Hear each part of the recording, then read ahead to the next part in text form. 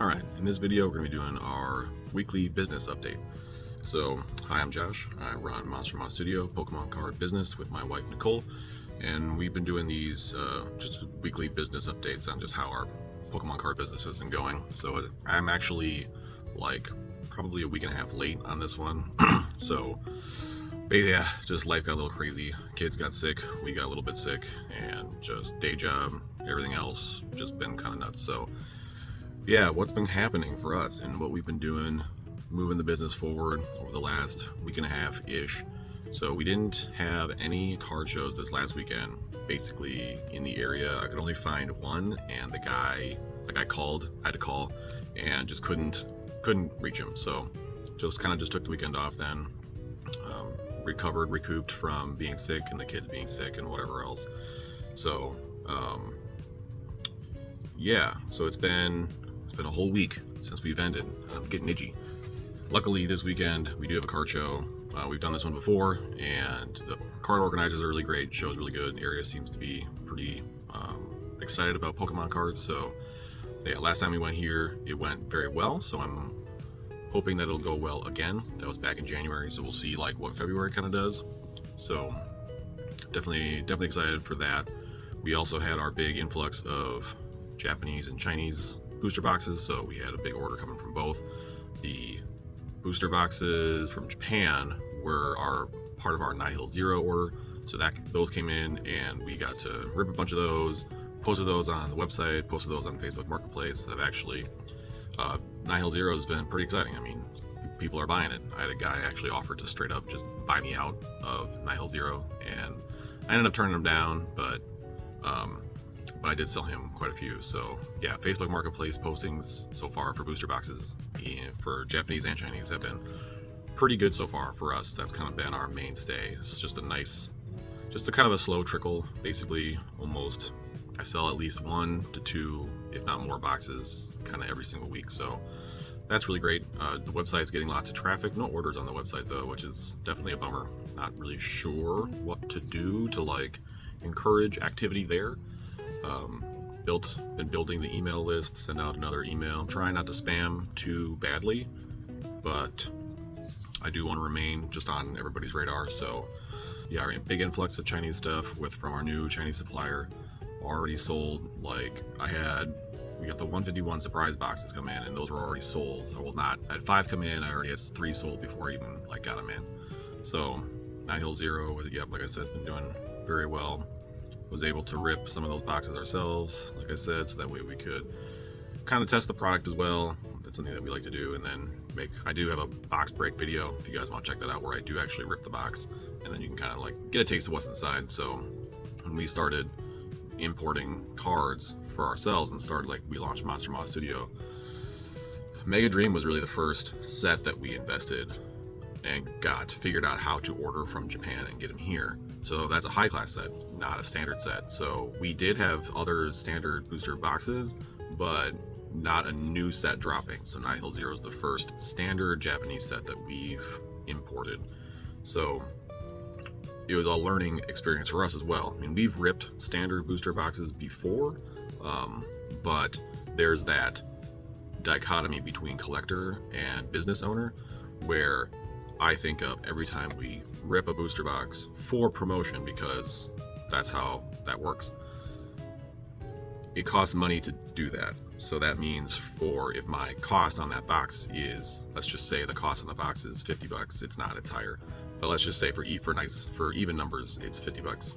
That means I have to now, and let's just say I make $10 per booster box. I have to sell 5 booster boxes to make up what I lost just by ripping 1 box.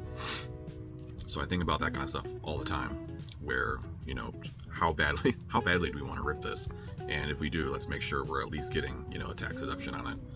But it's also good because it forces me to familiarize myself with product, especially Japanese stuff, especially new sets, and actually then I can obviously more easily talk about it when I'm selling it at shows.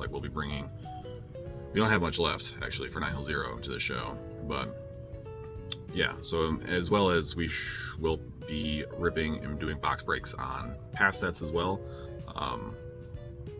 obviously I have limited amount of time with kids, wife, day job, plus running this. So I'm sure there are box breaks videos for past sets, but we haven't done one, so yeah, we'll probably knock that out. What else?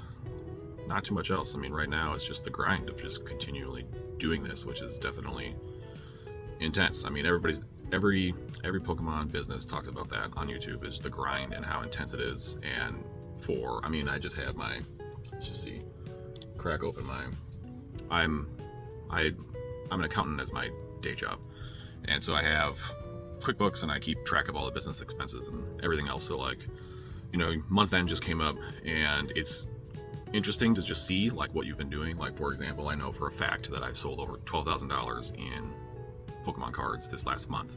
So I mean, that's nothing to sneeze at. So between singles and sealed, which is also interesting, like good to know that going to these vending shows is good. Obviously they are successful, we're selling things, we're making money, but also it's basically 50-50 split. So singles and sealed is 50-50 split. That's how much like revenue they're generating. So it's definitely a good thing. And then obviously Facebook Marketplace contributes to the selling of sealed as well. We don't have any singles like listed on Facebook Marketplace, but so yeah, I mean, our profit not that high for sure. A lot of money just gets reinvested right back in. So, and just normal startup expenses, I'd say. So those just kind of fluctuate as you need more things. And yeah, but I mean, we sold over $12,000 in Pokemon cards in 1 month. So, and it's only our second month doing this. So, and our first month was in December, which was basically a holiday month. So you basically really, when you factor in holidays, and most businesses do that, December is always slow. So the lead up to Christmas is great, but it's kind of a sprint, and it can go kind of one or two ways. Either it just goes badly, or it goes really well on your sprint to Christmas. But then you're basically losing at least a week worth of business activity, because where the holidays and people are focusing on travel and family and all that kind of stuff. So really you only got 2-3 weeks in December of actual saleable time. But so second month in, we made over $12,000. Nothing to sneeze at. So good on us, I guess. And February, I mean, we got shows lined up all week, all month long. I got March kind of halfway kind of stocked with shows. So we'll be heading to some new areas this month as well. So that's always good. Just kind of, raise awareness, advertise in newer areas, different shows, new people, that kind of deal. So definitely excited to see what kind of deals we can get with that, and continue to build the email list, continue to sell booster boxes, and yeah, I think it'll be pretty exciting. Obviously, we'll be preparing for Ninja Spinner, which is going to come out in March 13th, I think, something like that. So mentally preparing for that new set, which I think will be really, really good. So I mean, we're kind of it's kind of crazy. Mega Dream Ascended Heroes is, I think, a really good set. It's really fun to open, and if you haven't watched that video, we opened Ascended Heroes. You should go check out that video of us opening Ascended Heroes. It was a good time. I think Nihil Zero is a good set for sure. I don't think it's not Mega Dream awesome. With the chases are not as quite as strong, but it's a good set. It's not a bad set by any means. All the arts are good. It's a small set, which is nice too. I think of small sets, especially in Japanese, because you have the guaranteed hit rates. You have a better chance of pulling cards you want out of a smaller set. When you got a big set like Mega Dream, 270 something cards, Ascended Heroes is 295.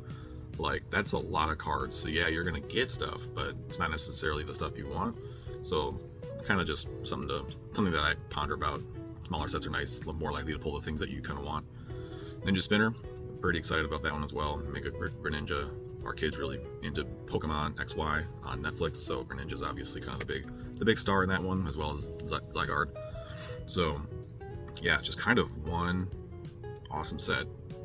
Awesome, good. I think Ninja Spinner is going to be probably, I can't imagine it'd be a bad set for sure. So it'll at the very least be a good set, if not an awesome set. So yeah, the hype train just keeps on rolling. So I think that's it for us.